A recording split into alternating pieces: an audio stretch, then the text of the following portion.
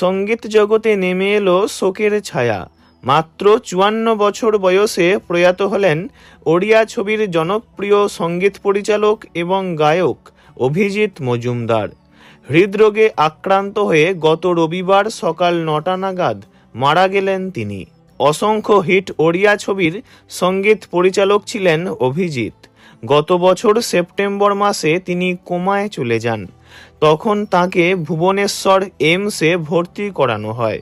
মাস দুয়েক পরে তার শারীরিক অবস্থার কিছুটা উন্নতি হয়। সুরকারের একাধিক শারীরিক জটিলতা ছিল, যেমন স্নায়ুর সমস্যা, নিউমোনিয়া ইত্যাদি।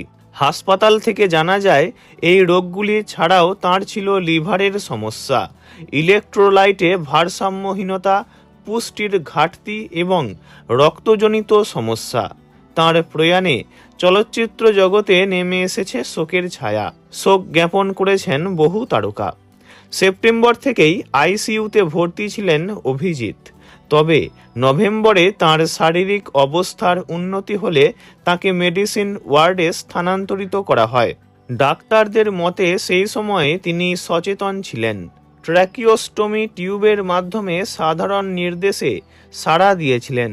এমনকি তাকে হাসপাতাল থেকে ছুটি দেওয়ারও চিন্তাভাবনা করা হয়েছিল, কিন্তু পারিবারিক এবং ব্যক্তিগত কারণে পরিকল্পনা পিছিয়ে দেওয়া হয়।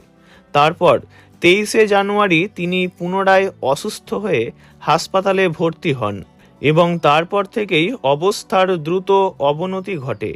শেষ পর্যন্ত 25শে জানুয়ারি রবিবার সকালে তিনি প্রয়াত হলেন। ভিডিওটি এইটুকুই। বিনোদন জগতের সব রকম খবরাখবর জানতে চ্যানেলটি অবশ্যই সাবস্ক্রাইব করবেন। ধন্যবাদ।